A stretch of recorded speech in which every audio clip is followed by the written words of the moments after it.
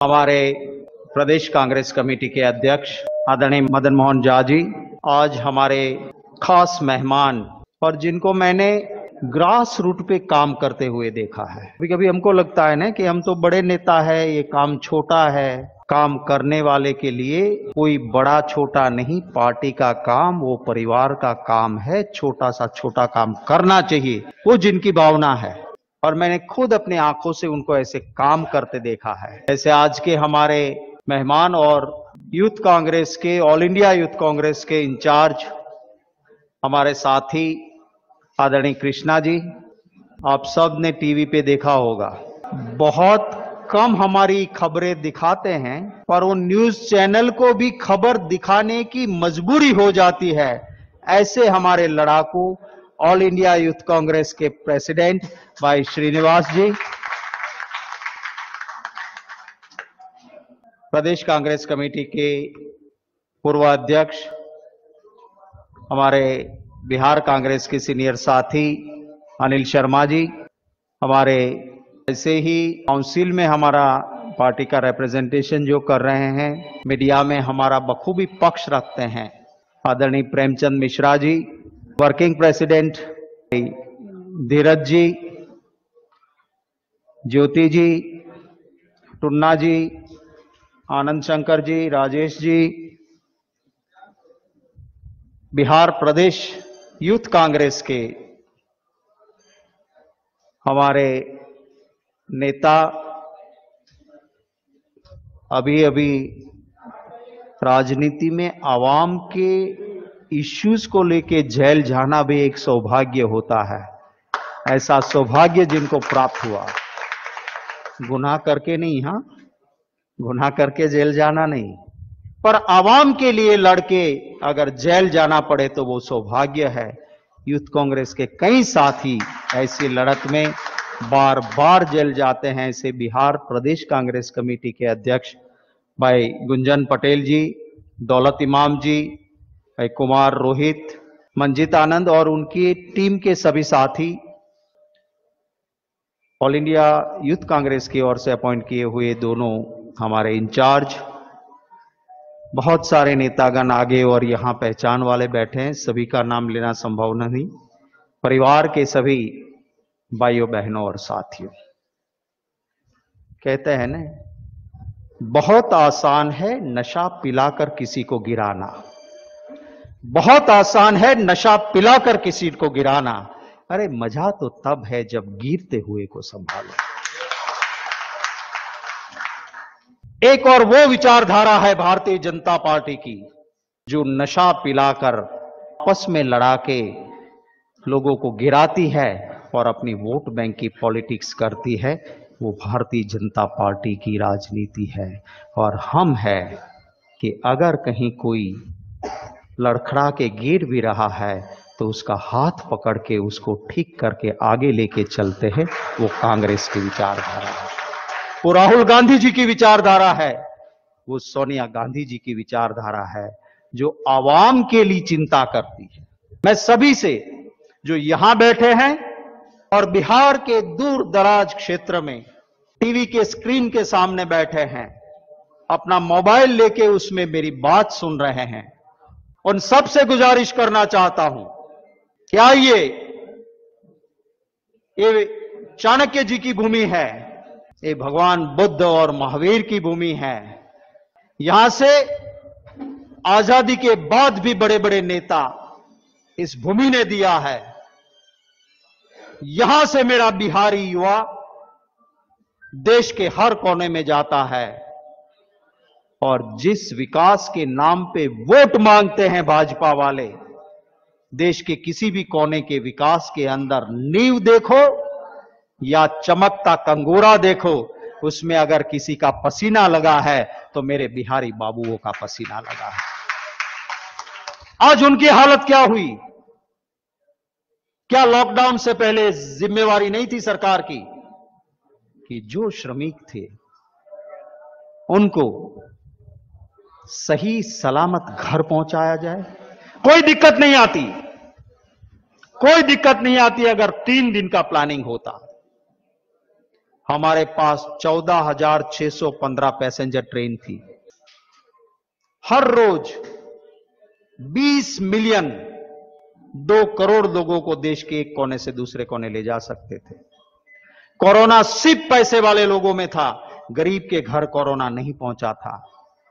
सिर्फ इन ट्रेनों से हमारे बिहार के उन श्रमिक को घर पहुंचाया होता कि अब काफी दिनों तक लॉकडाउन रहेगा, तो बिहार में वो मेरा श्रमिक आ जाता। अगर उसे वहां राशन पानी और काम देते तो बिहार में आज कोरोना नहीं फैलता। राहुल गांधी जी ने 12 फरवरी को कहा था कि कोरोना आएगा, आज से तैयारी करो। मजाक उड़ा रहे थे राहुल गांधी जी की। अगर वो बात मानते तो आज जो दुनिया में सबसे ज्यादा कोरोना का अगर कहीं फैल रहा है तो भारत में फैल रहा है, बिहार में हो रहा है। वो हालत नहीं होती अगर राहुल गांधी जी की बात मानते। मैं यूथ कांग्रेस के साथियों का धन्यवाद करना चाहता हूं, कृष्णा जी और श्रीनिवास जी का धन्यवाद करना चाहता हूं कि मेरे बिहार में सबसे ज्यादा दिक्कत है तो मेरा बिहारी बाबू मेहनत करना चाहता है, पसीना बहाना चाहता है, रोजगार उसे चाहिए और सरकार रोजगार नहीं दे रही है, सिर्फ राजनीति कर रही है। मेरा युवा रोजगार मांगता है तो उसे लाठी मारी जाती है। उस वक्त में आपने जो ये मुहिम छेड़ी है, मैं आपका दिल से धन्यवाद करता हूं और आह्वान करता हूं बिहार के युवाओं को, आओ यूथ कांग्रेस के साथ जुड़ो। ये वो ताकत है जो आपकी लड़ाई लड़ेगी। कितनी सरकारी नौकरियां खाली, क्यों ना मेरे बिहार के युवा के लिए वो रोजगार खोला जाता है, क्यों ना हमारे देश के युवाओं को रोजगार दिया जाता है। जब चुनाव आया था तब तो क्या कहा था, याद है आपको? आपको याद है ना, बिहार में जनसभा हुई थी और कहा था, मित्रों अब हर साल 2 करोड़ नौकरियां खुल जाएगी। अब मेरा बिहारी बाबू कहीं बाहर नहीं, देश में ही काम करेगा, कहा था ना। खुली नौकरियां क्या मिला रोजगार किसी को? जनता को ठगने का काम किया है बीजेपी और जेडीयू की सरकार ने। हम वचन देते हैं, यूथ कांग्रेस का जो रजिस्ट्रेशन करवा रहे हैं उसे स्लिप दी जाएगी। बिहार की जनता के आशीर्वाद से कल हमारी सरकार बनेगी और यूथ कांग्रेस के पास जो बेरोजगार की रसीद रखी होगी उन्हें रोजगार में प्रायोरिटी देने का काम हमारी सरकार करेगी, उसे काम मिलेगा और कोई दिक्कत नहीं हो सकती है। अगर सही दिमाग से सही काम हो तो बिहार के मेरे नौजवान को दर दर की ठोकरें नहीं खानी पड़ती है, यही रोजगार मिल सकता है। पूरे देश में ऐसा कहीं नहीं हुआ है कि चंद महीनों में 3 गुना अनएम्प्लॉयमेंट दर, अनएम्प्लॉयमेंट परसेंटेज, बेरोजगारी का दर 3 गुना बढ़ गया हो। ऐसा कहीं नहीं हुआ, अगर हुआ तो सिर्फ बिहार में हुआ है। बिहार के युवा के साथ अन्याय हुआ है। मैं आप सबसे विनती करता हूं, आइए युवाओं की आवाज बनिए। हमें रोजगार दो का स्लोगन लेके जब यूथ कांग्रेस निकली है तो उनको साथ दें बिहार का आवाम, और बिहार की जनता से के आशीर्वाद से जब सरकार बनेगी, युवक कांग्रेस जो आज बात करके चल रही है उस बात को परिपूर्ण करने का काम कांग्रेस पार्टी करेगी जब हमारी सरकार आएगी। और आज जो अन्याय है उसके खिलाफ की आवाज को यूथ कांग्रेस उठा रही है, उसके साथ और साथी जुड़े। मैं बिहार के साथियों को, बिहार के युवाओं को कहता हूं कि आप तो दिमागी तेज युवाओं के, प्रदेश के युवा साथी हो। किसी ने लाठी खाई आपके लिए?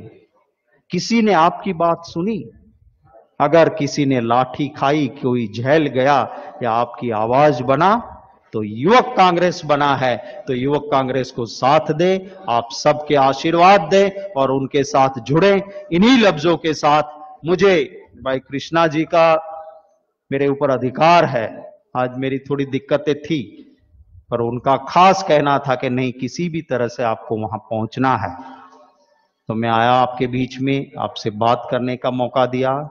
भाई कृष्णा जी, श्रीनिवास जी, गुंजन पटेल जी और उनकी टीम और आप सभी का दिल से धन्यवाद करता हूं और शुभकामनाएं देता हूं कि जो जनता की आवाज है, बोले बिहार बदले सरकार, बोले बिहार, बोले बिहार।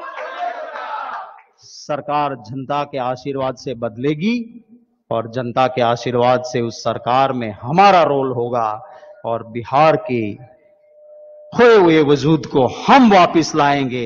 ये जरूर प्रॉमिस करते हैं, आपसे वचन देते हैं। आप सबको बहुत शुभकामनाएं, धन्यवाद।